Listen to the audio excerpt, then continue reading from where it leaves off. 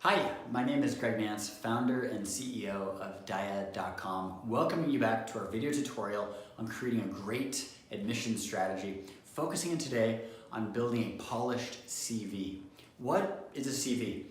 Now, a few of us have heard about this, and I want to zoom in and demystify a few common myths about the CV, and then I want to focus in on the best practices for you to create the best possible CV before we actually take a look at a recent version of my CV to give you an idea of how to format, how to structure, and how to bring to life some of your own background and accomplishments. So one of the common myths I've heard about the CV is I should include everything I've ever done on my CV, even if it's 4, 5, 6 pages, because someone will want to read this. Well, that is usually a myth because most admissions officers are going to spend between 20 and 30 seconds reading your CV. So if it's 5 or 6 pages, how are they going to know what to focus on? If they even get past the first page at all, many of whom probably won't.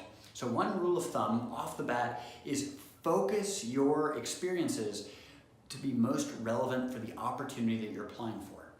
That's really, really important. So for example, if you're applying to business school, the examples that bring to life your business experience, your leadership experience, your analytical and quantitative abilities, those would be really, really good.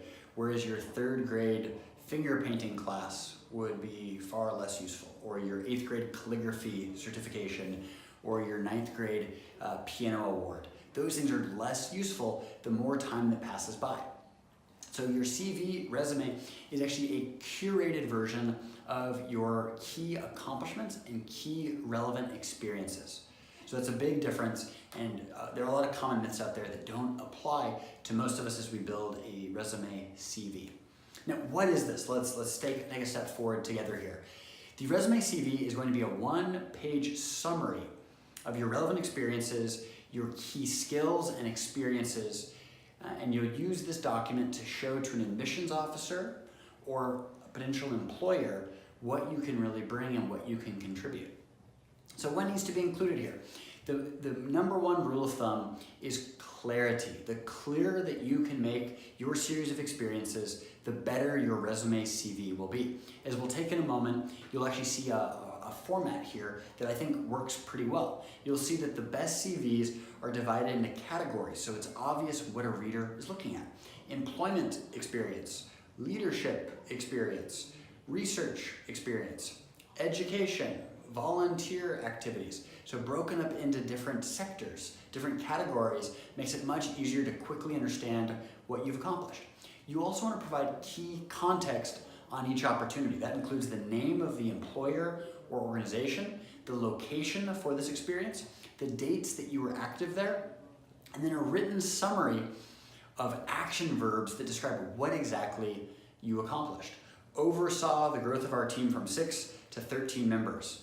Raised $25,000 for philanthropic endeavors. Hosted 450 volunteer workshops over 3 years.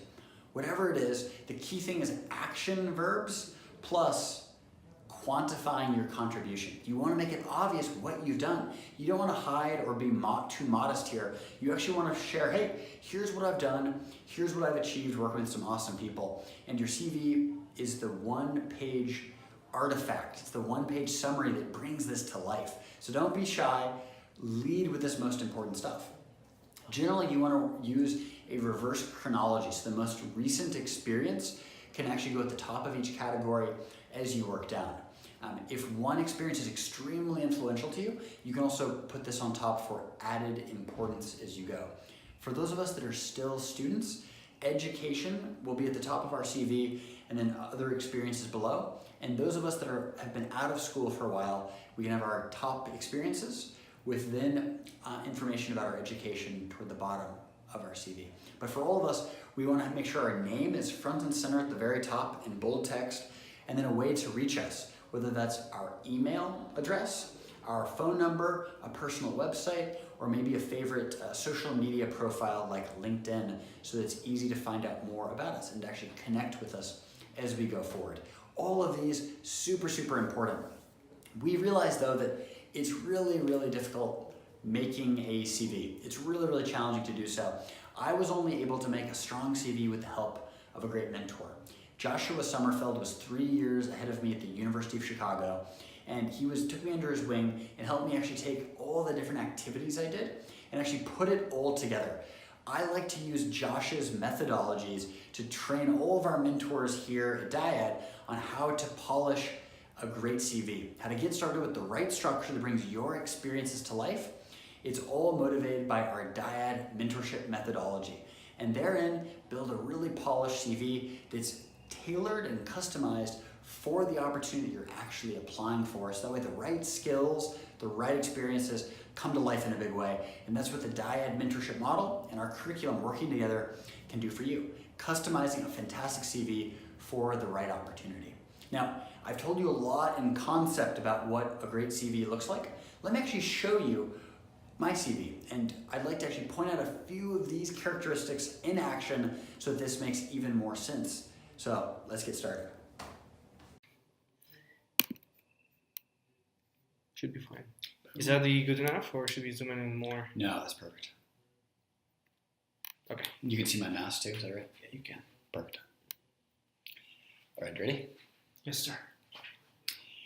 Alrighty, so let's dive in here. The first thing you'll notice is your name at the very top in bold. That's very, very common for the resume CV.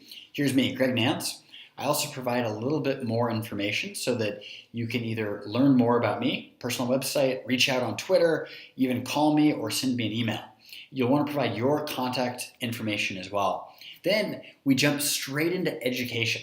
I share, hey, Cambridge University, here's the degree I studied, here's the scholarship that I earned, and here's when I graduated. Here on the right, same deal with University of Chicago, with a little bit more on my major, my GPA, and then the scholarship award as well. Awesome. You'll then include the dates, again, that you graduated. That gives a lot of good context for someone that might not know as much about your major or your university. You give them a lot of great context as you go.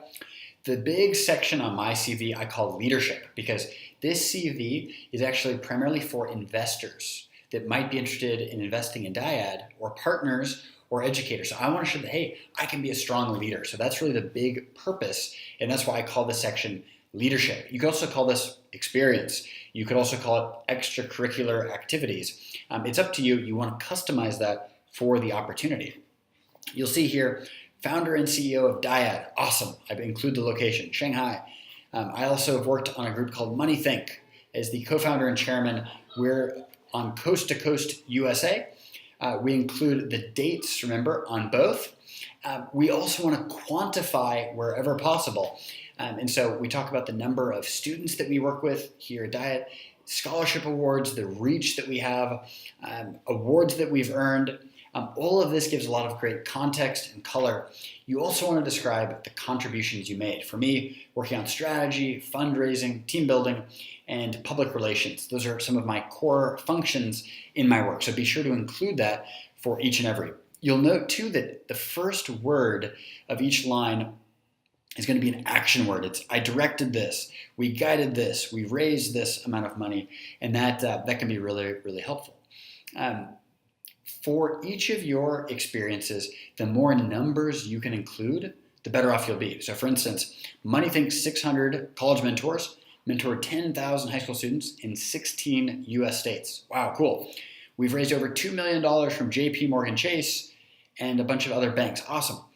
The more numbers, the stronger the context for your CV. And I try to do the same deal with the University of Chicago experience, with the amount of money we oversaw and the number of students we were accountable to.